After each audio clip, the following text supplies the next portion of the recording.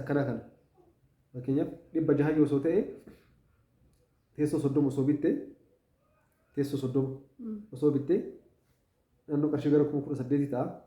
Kursii waan hin bitta kursii naannoo birrii 250 moo akkas haga 300 deema.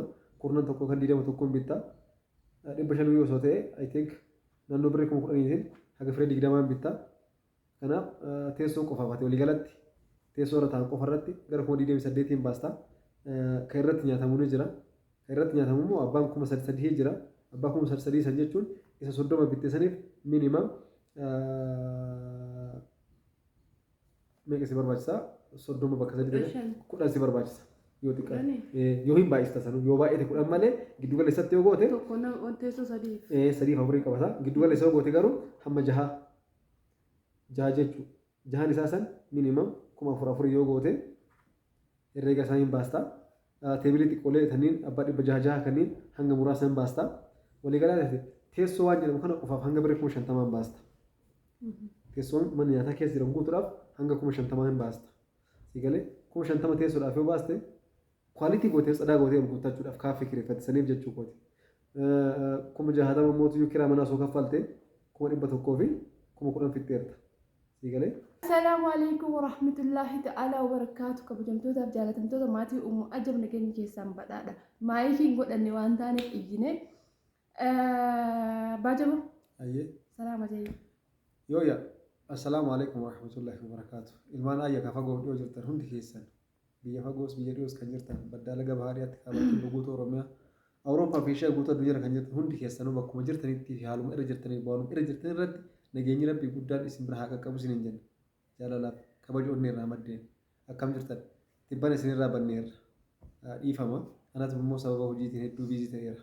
So kanaaf immoo nuuf kolchaa isin hin jenna akkuma walii galaatitti akkuma baratame sagantaalee keenya kan dabran keessatti viidiyoowwan hedduu qabannee isinii dhufaa akka jiru isiniif dhaabnee turre viidiyoowwan sanniin isiniif dhaabne sanii yookaan sagantaalee isiniif dhaabne san irraa waan tokko tokko jenneet kuni kutaawwan qabannee dhufne jennee yaadne san keessaa kuni kutaa jalqabaati.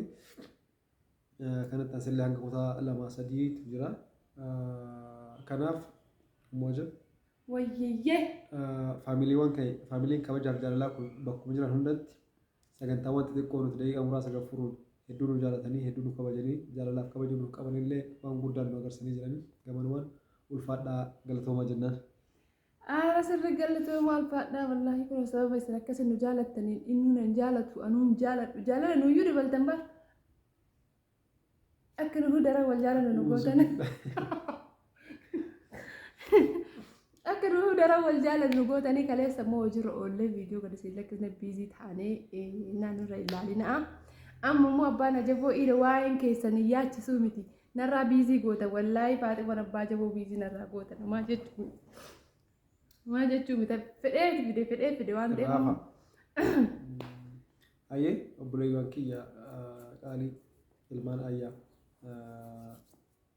waan isiniin jedhuun qabu wallaahi. Hedduun keessan karaa keessatti karaa keessatti hedduun keessan na dubbisaa jirtanii hedduun keessanis na dubbistanii marii garaagaraa illee waliin gooneerra kadhimma hojii keenyaan wal qabatu yookaan waan biraa ajajattaniin wal qabatu akkuma jiru ta'ee akka obbolummaatti immoo karaa keessatti gorsa garaagaraa biizinees pilaaniiwwan garaagaraa warra isin kenne akka gaariitti fudhattanii du'aa naa gootanis jirtanii kan immoo maatii keessanii illee wal quunnamsiiftanii maatiin keessanuu biizinees pilaanii anaa wajjin haasoftan san hojiirra akka ooluuf sa'a kanatti sochii garaagaraa eegalaa jirantu jira. Kanaaf hunduma keessanii nu galatooma isiniin jira. Anaaf immoo wanni biraa hundi naa gootan hin jiru. Chaanaaluma tana egaa laayik, sheer, sabskiraayib gochuudhaan namoota hedduu bira wanti kun akka qaqqabu yookaan akka dhaqqabu gootanii namoonni biroonis gara chaanaalii kanaatti akka nu makaman gochuudhaan nu jajjabeessuudha wanni biraa nu gootan hin jiru.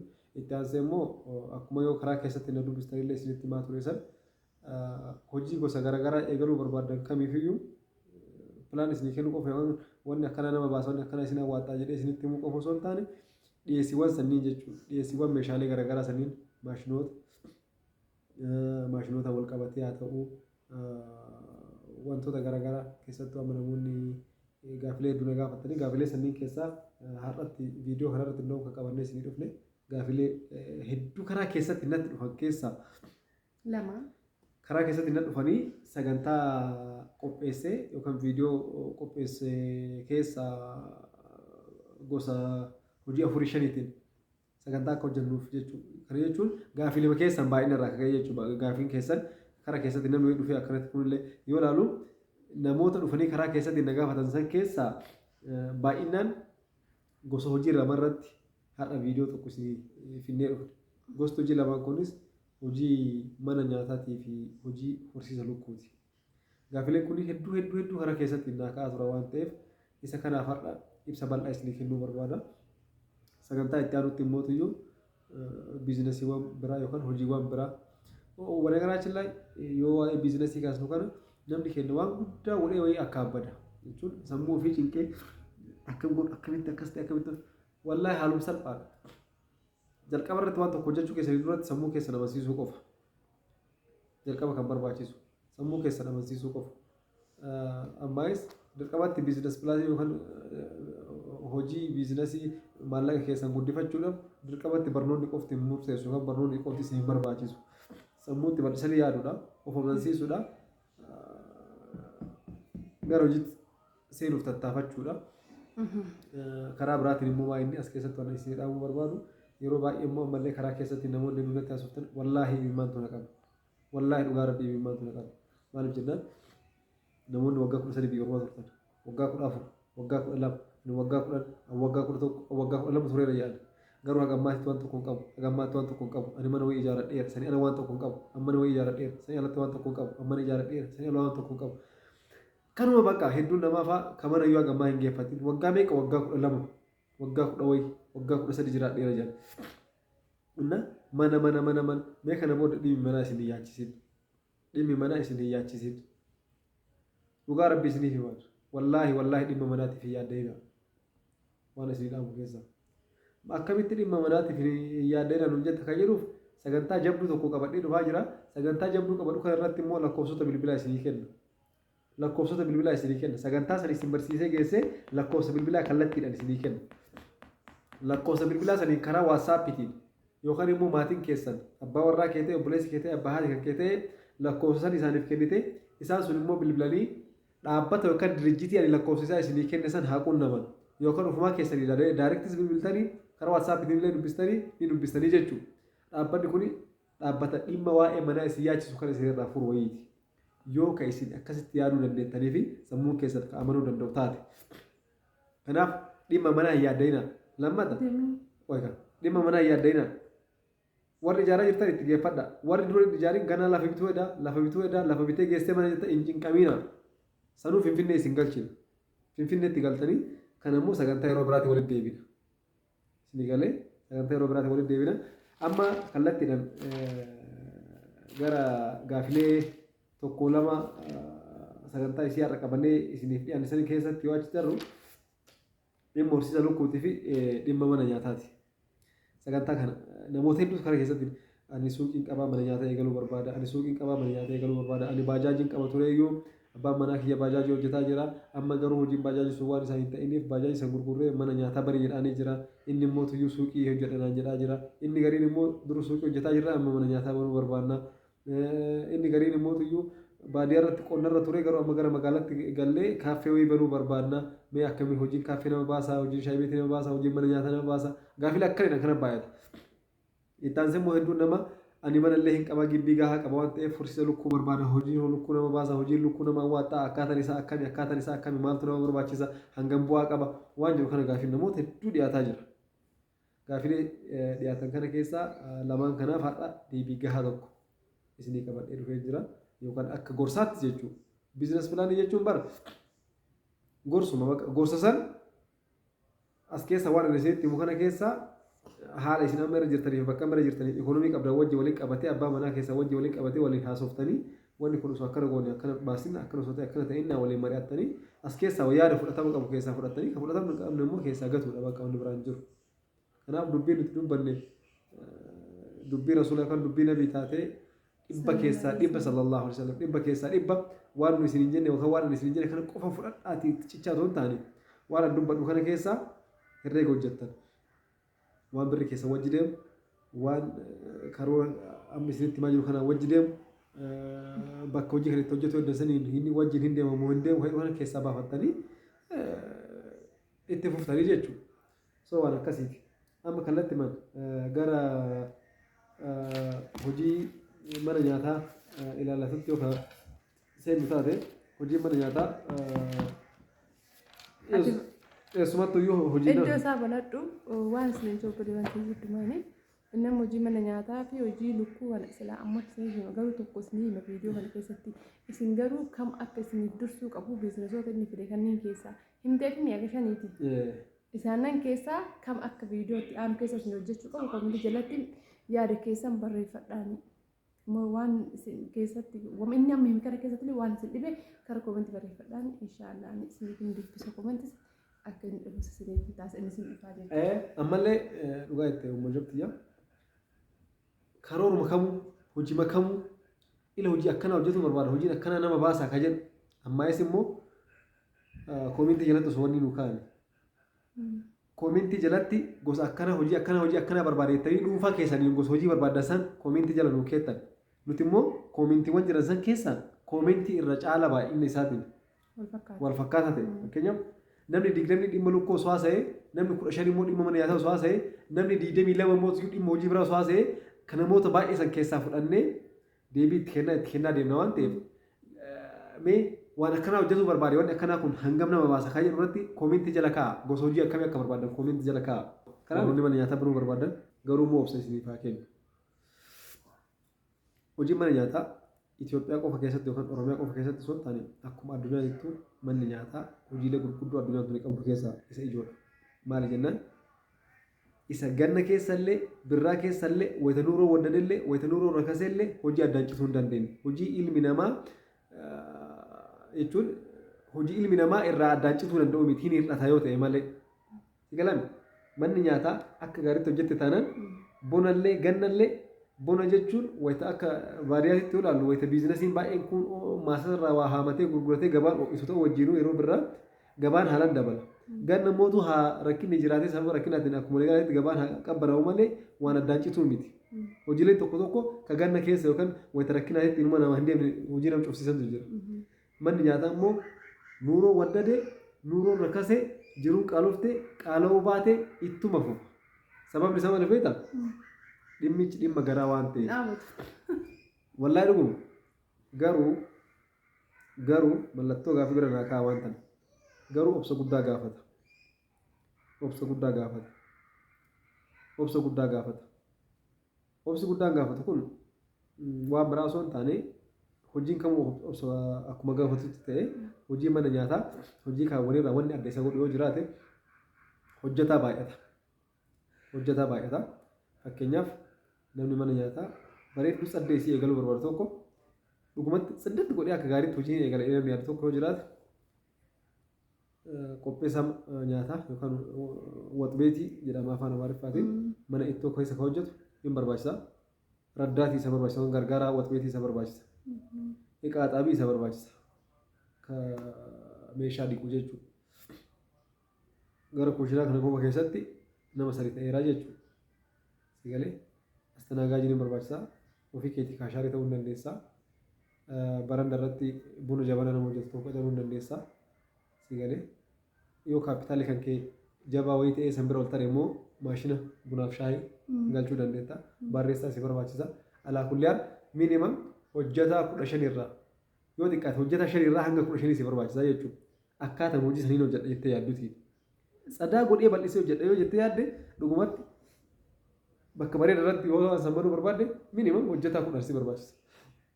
Waxbeet, raddaat waxbeet, iqaa xaabii, astanaagaajii, maalii, barreessaa, eenyu, bunnaa boordii maal kana goota nama 10 si barbaachisa. Lakki qalal godheetumaan safara bareeda yeroo jedhu yoo jette kan nyaata san keessatti bilcheessu kan nama nyaata bilcheessu kuushinaa keessatti tokko dirqama si barbaachisa. Raddaatiin isaa si barbaachisa. Addatti ka shunkurtii isaa ciruuf maal godhuuf hunda addatti si barbaachisa. Ka meeshaa dhiquu adda barbaachisa. Kuni sadii dirqama. Hojjetaa tokko qaxartee meeshaa ofii isaatii dhiqaa shunkurtii dhiqaa maal dhiqaa hojjetu yoo jette namni si dhaga'u hin jiru. Kanaaf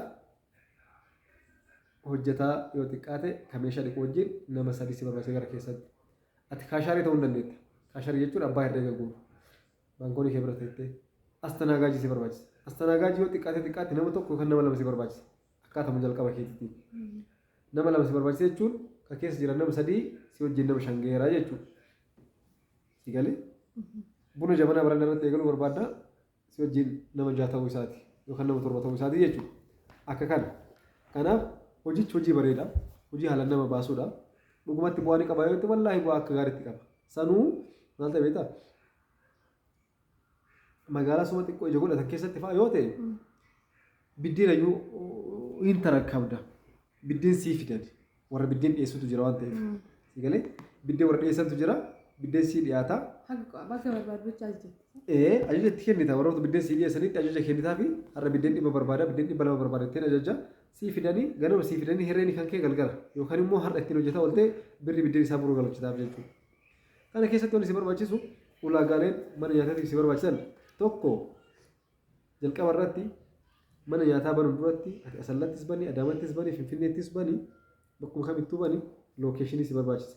Lookeeshin jechuun iddoo hojii bareedaa ta'e bakka sochiin namaa itti baay'atu si galee bakka ijoolleen baajaajii oofan kunniin itti baay'atan si galee bakka namni shufeerroon ijoollee shufeeraa itti baay'atu bakka ijoolleen magaalaa itti baay'atu naannoo akka manni haraarratti dhiyoo ta'e faarratti jechuudha yookaan immoo bakka baay'inaan gabaan itti argamutti bakka sochiin namaa itti baay'atu walumagaalatti lookeeshin jechuun iddoo si barbaachisa iddoo filatamaa ta'e akkanuma birrii kan kee dhangalaastee teettee ji'a tokko obsaa teettee sanboora balbalaman hambaa kan kiraa fudhatte gachuuftee meeshaa kan kee kasaartee keessa deemuun siin barbaachisu waan ta'eef jalqaba iddoo hojii saniif ta'u filachuu bakka bareedaa bakka si cinaa manneen nyaataa biraatu jiran ati dorgomaa taatee keessaa bahuudhaaf dorgomaa taatee injifattee cadaa jedhuudhaaf si barbaachisa.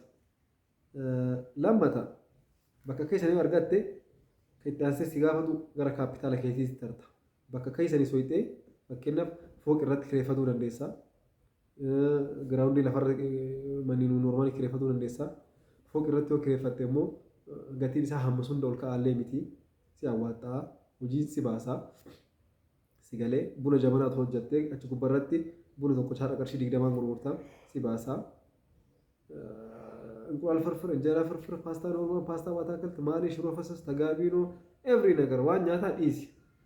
Hojii mana nyaataa ani minimum bara 2004 irraa kaasee irra jira. Waggoota 10 wayiif mana nyaataa irra tureera alaa kulli haalan. Hojii akkaan bu'aa qabeessaadha. Jabaattee hojjennan wallaahi hojii akkaan bu'aa qabeessaadha.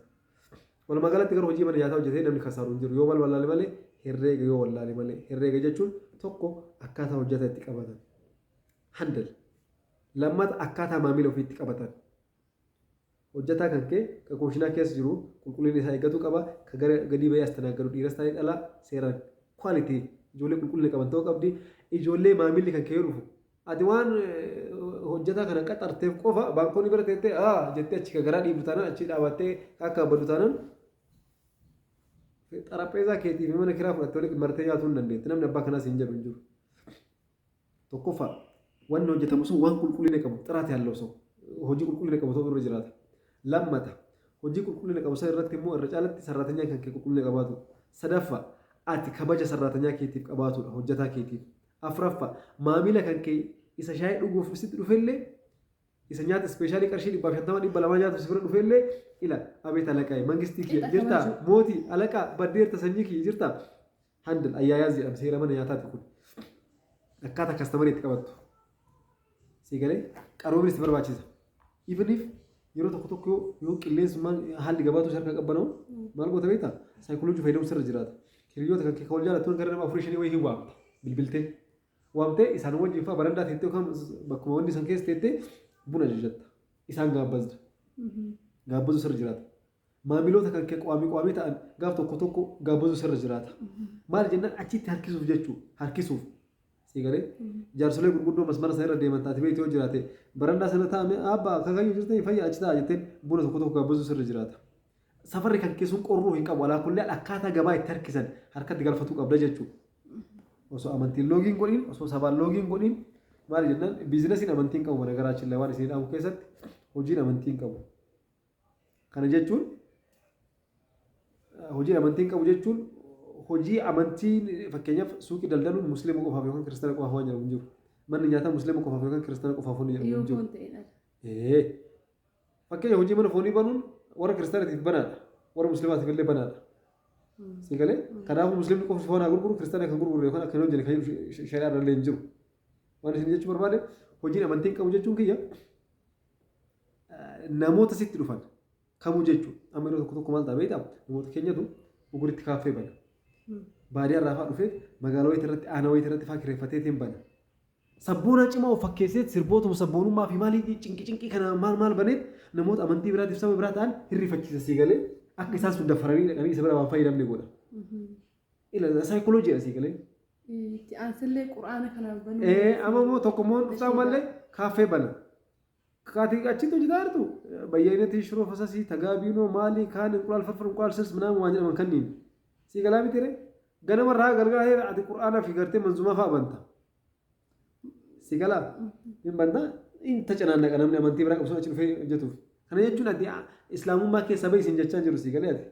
Garuu bakka saayikoloojikaalii waan nama kana guutuu hammattee deemu sirra jiraata jechuudha. Kanaaf akkas barbaachisa. Murteessa mana nyaataa keessatti akkaataa maamila kee itti qabattu beeynaan amala gaarii amala dansaa qabaannaan sararatanyaa kwaalitii haala maamila keessummeessuu danda'an qabatte taanaan wanni si daangessu tokko hin jiru. Kanaaf maaneej gochuu qofa wanti sirraa eegamu akkuma reef isin dubbanne san tokko lookeeshinii barbaadudha. Lookeeshinii yoo barbaadan bakka hojii bareeda tokko bakka hojii keessatti immoo difratii isin barbaachisa. Difratii jechuun kiyya amma fooqiiwwan tokko tokko jiran karaa jalaatiin fa'aa baankii kireessanii maal jedhanii gubbaratti fooqii sadarkaa tokko jiran giraawundiin jalli baankiidha G+1 immoo iyyuu banaa ta'a namni keenya fooqii gubbaa kireeffatu waliin ni sodaata garuu uumamaa waan ulfaatu hin qabu. Si galee fakkeenyaaf ati namni akka sun ji'aan birree 5,000 utuma waan sitti kireessu ta'e kan waggaa tokko isaa banaa kafalee siin jedhe meeqa ta'a naannoo 60,000 ta'a waggaa tokko kiraayee. Si galee ka waggaa tokko fakkeenyaaf kiraa manaa qofa jechuun 60,000 kaffalta. Meeshaalee manaa mootummaa inni kursiiwwan teessoo kan pilaastikaa kanneen agartee miti bakka isa irra taa'anii itti hirkatan kanneen namni yoo ta'e I think isaa kanatti naannoo 450 hanga 550 hanga 600 ta'a. Kun dhibba tokko fuun ofitti eerta. Isatti aansee maal si barbaachisa? Bakka wanni si barbaachisa jechuun iddoo baakkoonii bira si barbaachisa. Minimum shelfii baakkoonii isaan birrii 3,000 ni bittaa. MDF bareedu akka hojjetame kaza girgiddaa irratti naannoo meetira 2 akka ta'u MDF dhaan haaluun salphaati baraddaraa wayiin hojjechiifta hanga 5,000 si fixa bakki baakkooniitiif kun irratti 8,000 si fixa 10,000 qabatta naannoo 100 120 fixee jechuudha baraddaraa girgiddaa irratti bishaan haayilaandii fi waan garaagaraa irratti gootuu fi baankoonii kan kee bakka bira teessee isaa irraa fudhattu jechuudha kana warratti hanga 10,000 si fixa kaduraa mootiyyuu teessoo manaatii fi kiraan ka waggaa tokko 1,400 yoo si fixe waliigalatti hamma qarshii 1,120 irra geetteerta jechuudha. Kanatti aansee maal si barbaachisa? Meeshaalee mana keessaatti bakka nyaata itti bilcheessan. Si galaa bakka nyaata itti bilcheessan sanitti distiiwwan. Si galee distiiwwan meeqa akka si barbaachisu akkaataa hojii keessatti hin deemta. Meeshaaleen fuuliin jiranii albee yoo xiqqaate albee hanga 3-4 si barbaachisa mana nyaataa keessatti. Maktafaa tokko hanga 2-3 si barbaachisa yookaan immoo xaawulaa guddaa tokko bittee gadi hin keettaa fi akka salphaatti irratti hojjetuu hin dandeessa. Si galee haala kana kan yoo hojjette waliigalatti ati kaapitaala kana tiriiwwan hin jira meeshaalee kunniin qofti hanga qarshii 1,150 si fixuu danda'a. Firiijii dugaleessaa 28,000 irraa hanga 35,000 tti firiijii bareedaa bituu hin dandeetta. Kanaaf qarshii 1,180 hanga qarshii 200 qabaannaan mana nyaataa saddee banta jechuudha. 350 oduu ta'e. 200 kaaffee saddeetti jedhe kiraa manaa ka waggaa tokkoo kaffaltee firiijii bitattee si galee distii fi cilfaa maal kanneen bitattee akka gaariitti 200 hojii eegaltu gaaraantii duubaa si barbaachisa.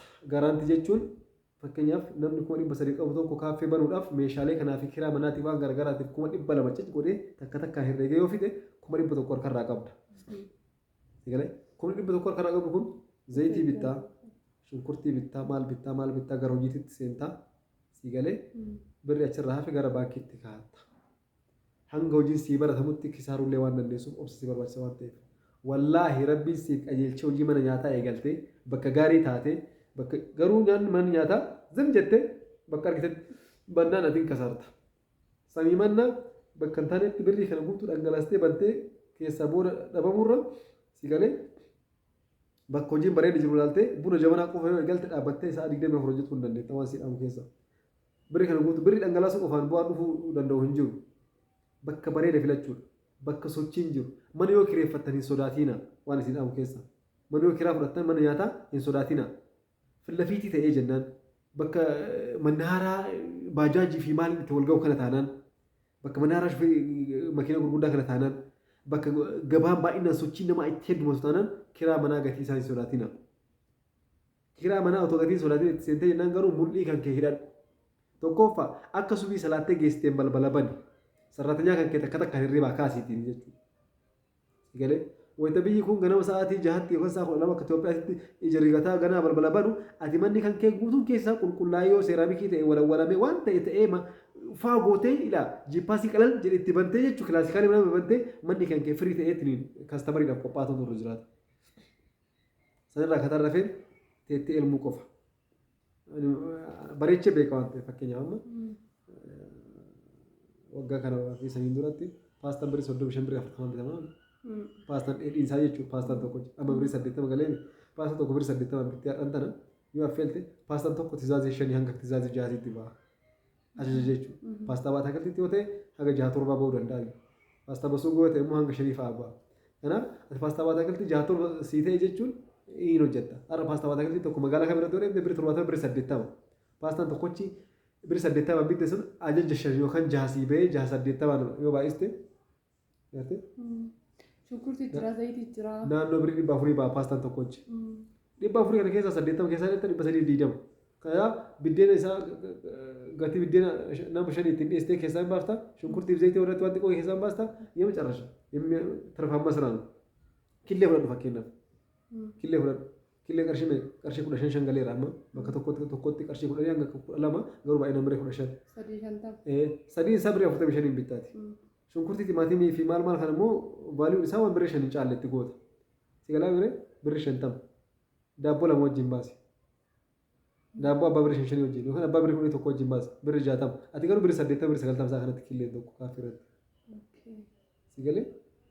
ስለዚህ መጨረሻ የሚያዋጣ ስራ ነው።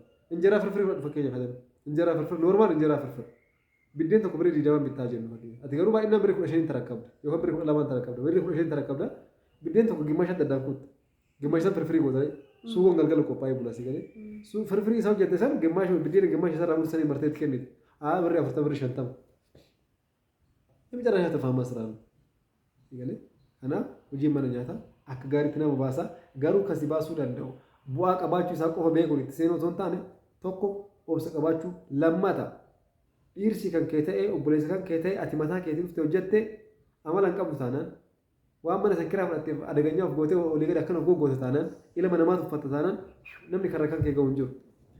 Ati garuu bakka wayitiitti haalaan baratamtee gabaan haalaan sii baratee ati maamilaan jettee wal taatee xiqqaa guddaa si kabajeessi jaalannaan osoo ati bakka sanii baatee katamaa keessaa baatee daarii oorruu gaxarii irratti bantee achitti dhufee sirraa fayyadamu. Ilmi namaa nyaata ati dhiyeessisullee qulqullina kan keellee murteessaa akkuma ta'e jirutti qulqullina nyaata keetti irratti dabalatammoo amala kan keef kabaja kan kee sirraa fayyadamaa miilli. Kana qabadhu itti naaseen.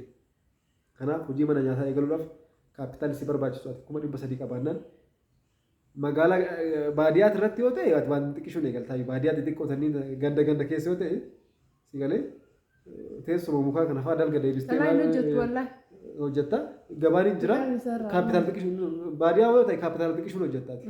Tokko anis barbaachisu hin jiru. Teessoon pilaastikaa ati asii baadhattee achitti fiddee firiidam itti gootu hin jiru. Xarapheezaa qarkaa fi xaawulaa namni kanaan fa'aa gootee waan wayiitiin agartee namni gootee hojjetta. Shorbaa hojjetta kan waanuma birrii 50 qabaannu baadiyyaa irratti gootee dalayda. Yoo magaalaa ta'e garuu magaalaa ta'e mana kireeffattee kwaalitiidhaan sirriitti jettee jechuudha. Mana xiqqoo isii keessatti wallaahi akka gaariitti hojjetta. Akka gaariitti hojjetta immigarmi salaanuu akka gaariitti nama hawwaata. Kanaaf first location, second your capital, as the third handle, customer handle. Akkaataa maamila kan keetti qabattu qabannaa maamila keetii murteessaadha. Kana sadii wal biratti seeraan filattee hojii hojjetti taanaan milkaa'uu foonni si daangessu tokko iyyuu hin jiru. Kun chaanaalii Umu uumaa Ajab. jabsii ubiiti. Chaanaalii uumaa Like, jabsii subscribe ubii godhaa. like subscribe share gaafa gootan fala argattan. Falli isin argatuu dandeettan maal hojjedhu maaltu na jinga birrii harkarraa qaba birrii kana yoo maal hojjedhe naa wayya akkam ta'e na laata birrii nan qabu na hojjechiisa nan hojjechiisu Itoophiyaatti gaafa gale miliyoona yoo qabaatiin Itoophiyaatti hin galin jirutti hin jirtu siin jedhaa turanii lakki Itoophiyaatti gaafa galte 50,000 hojjetuu hin dandeetta 50,000 miti osoo uummata kan qabaatinuu gaafa galte teettee gaafa itti yaadde zeeroo irraa kaatee miliyoona ta'uu hin dandeetta kanaaf biyya ormaatti miliyoona qabadhu malee galuu hin danda'u jettee umrii kan kee hin fixin waan qabdu hin galtee biyya keettis hojjetuu ni dandeessa kun amaanaa kenna ilaalchotaa fi yaadota jajjabeessoo akkanaa kan argachuu yoo barbaadan yeroo kamuu mana yaalaa yookaan immoo chaanaalii televezyiinii yookaan chaanaalii reediyoo isin barbaachisu kara chaanaalii yuutuubii Umaa Ajab tiiviitti koottaa. Salaamu alaikum warahmatullahi wabarakatuh. Itti fufuuke itti sinii fufna inshaAllah yaada keessan gara koomentii kaayaa. Koomentii jala kaa waan hojjechuu barbaadan kamuu gosa hojii barbaadan kamuu ani immoo baay'inaan hojiin kee kan wal qabatu maashinarii isinii galee maashinarii waan maashinoota wal qabatu kana garagaraati. Kanaaf yoo naa barreessitan gaafii garagaraa yoo barbaadan maashinoota saamunaa oomishan si galee maashinoota baay'ee maashinoota daabboo garuu waan na gaafatu daabboo hojjetuu barbaada maashina saamunaa barbaada maashina sooqidda daakuu barbaada maashina saamunaa laargoo barbaada maashina kasala oomishuu barbaada maashinuu barbaadan kamiyyuu haa ta'u gaafachuu qofa osoo hin taane jalqaba lookeeshinii keessan himaa lookeeshinii jechuun gaafa galtu eessatti galtaati Harargeetti galtaa Wallaggaatti galtaa Jimmatti galtaa baddaadha moo gammoojjiidha moo badda dareedha bainni sun bakki isin jirtan sun fakkeenyaaf ijoolleen magaalaan keessan naannoo baddaa ta'e fakkeenyaaf naannoo baddaa ta'e biizinesii amma haaraan dhufetu jira maashiniin tuqqama dhufe maashina kasala oomishu badagaraachillee kasala hojjeta kasalli nu duraan beeynu muka ciranii boollatti gubanii akkasitti baasan natti fakkaata. Akkasitti baasanii mootummaallee hin orgaa bosona ciruu fi maal ciruu kan amma maashinni bifa haarayaan dhufe. Maashinni kun muka cirii fidi maali cirii fidi wadda jedhamu hin jiru. Saagaaturaa ni beeytaniini.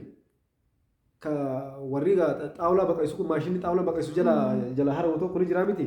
Saagaaturaa san isa sanii fi kasaluma duraan badhee bitamu san kasala san ni daakama. Isa daakame san saagaaturaa wajjin waliin makameet keemikaala biraa yookaan waan walitti hapheessu walitti isaa maxxansu qaba. Isa san itti dabalanii kasala oomishta. Kasalli kun immoo kasala biyyi baadiyyaa irratti muka ciree oomishanii wajjin walitti dhufu. Dachaa isa kaanii si'a shan kan boba'u. Dachaa isa kaanii si'a shan barbadaan isaa akka turu. Inni lammata aaraan qabu. Hin aaru. Inni kun amma aaree faana ajjeesaman hawaasanii miti kun aaraan qabu. Kanaaf amma hoteelota gurguddoo kuushinaa keessatti kasalaan fayyadaman biratti haalaan fudhatama qaba. Magaalota mootuyyuu naannoo keessan magaalaan gara baddaatti irra yoo ta'e qabbanni jirutti bakka haalaan kasalli barbaadamutti ila akkanatti birrii xiqqishuun bitama kasalli maashinni kun. Kanan goota warra xaawulaa beetii maashina xaawulaa qabu gartee saagaaturaa qofa dhayxee isaa irraa feete saagaaturaa kumtaala tokko birrii 100 foyin bittaati. Birrii 100 moo birrii 70? Kana amma oddoluun dhoolu bara. Sigalee wanti buusan barnu birrii 50 bitaa turte bara. Amma 150 amma 100 ta'uu danda'a 150 ta'uu danda'a kumtaala tokko guutuu saagaaturaa kana bittee kuma 15 kumtaala 100 bitta fakkeenyaaf. Kuma 15 kumtaala 100 bitta. Kumtaala 100 kanarratti immoo kasala bitta kabira ammallee kasala kumtaala 10 bitta. Kasala kana ni daaka deebisee maashinni kun. Daakeen kasala kanaa fi saagaaturaa kana walitti miiksi godheet waan biraa waan itti leexutu jira. Ka waan kan wal qabsiisu. Kazaa boola ofumaan of keessaa yaasa. Guyyatti hanga kumtaala 5 hojjeta. Sigalee kumtaala 5. Kumtaala 5 kana har'a kasalli tokko naannoo 1,300 1,200 ati garuu kumtaala tokko saagaaturaa 150 bitta waa wayi miiksiin gooda kumtaala tokko charti yoo xiqqaate 700 sarrafsaa jechuudha. Maashinoota akkana kana maashina sooqidda daaku maashina killee falaffalu maashina daabboo fakkeenyaaf amma 1,275 1,350 isinitti himaa ture miti. Isa san hin barbaannu ofumaa keetii noormaalii sibiilumaan bayyadamee kan hojjetamu jira fakkeenyaaf noormaaliiwwan jechuudha. Noormaaliiwwan kan yoo barbaadan miiksariin garuu noormaaliin hin jiru. Miiksar jechuun kan lixii bukeessu 1,100 yoo bittan maashina noormaalii taawwan garuu haga 60,000 yoo bittan 1,160 hojii daabboo eegaluu hin danda'a jechuudha namni kun. Kanaaf waan maashinootaan wal qabatu birri xiqqoo qabaannaan haala salphaatti maashinoota sooqidda daakan. Maashina sooqidda daakuun jira. Maashina kana yoo barbaadan haaluma salphaatti isinii dhiyeessuu hin dandeenya. Qabdii galchitan warra keessanii wal quunnamsiiftanii warra keessan dhufee na bira dhaabattee agriimentii walii farramnee guyyaa kana eeggadhaa jedhaanii maashina san finnee maashina saniin garuu fayyadamuu dandeettan manni keessan qoxaarii qabaatuu qaba. Ni galee qoxaarii qabaatuu qaba. Manni keessi isaa yoo xiqqaate liishoo ta'utu irra jiraata bakki itti oomishtan sana hanga kaaree 25 ta'uu qaba keessi isaa soogidda oomishta soogiddi kun kama madaabaraan bitamee dhufu kan itti nayixa hin daaqa harcee godhee daaqa ka daakame kanatu ashagamee ka suuqirra gurguramu kanneen jechuudha. Ati soogidda birrii 900 yookaan 1000 bitta garuu hisaaba 2000 ba'a 50 kiloon tokkochi ka maabiraatii keessaa baaftee ka saraatiyaa keessaa baaftee peestaalii ittiin ashagamutu jira. Ashagaa sanillee zimbiruu adeemna maashinii ittiin ashagamu wajjin sii bitama jechuudha maashinni kun. Inni ashagama maqaa keetii fi lakkoofsa bilbila keetii wajjin oomishamee ba'a. Kanaaf ati 50 kiloo takkarraa miinimam herreega waliigalaa waa hunda dhooftee keessaa baaftee 500 atarrafta. Guyyaatti kumtaala 5 hojjeta. Soogidda maashinii kun jechuudha. Kumtaala 5 jechuun karaxiitii 10 jechuudha. Karaxiitii 10 irratti ati 500 argatte jechuun guyyaan qarshii 5,000 hojjettee ooltaa jechuudha. Biizinesii akkana kanneen harkarraa qabna nu dubbisa. Nuti qophii jirra waan ta'eef. Akkanuma isiniin jennaa yaadota baay'ee qabna inshaallah. Ulfaadha galatoomaa.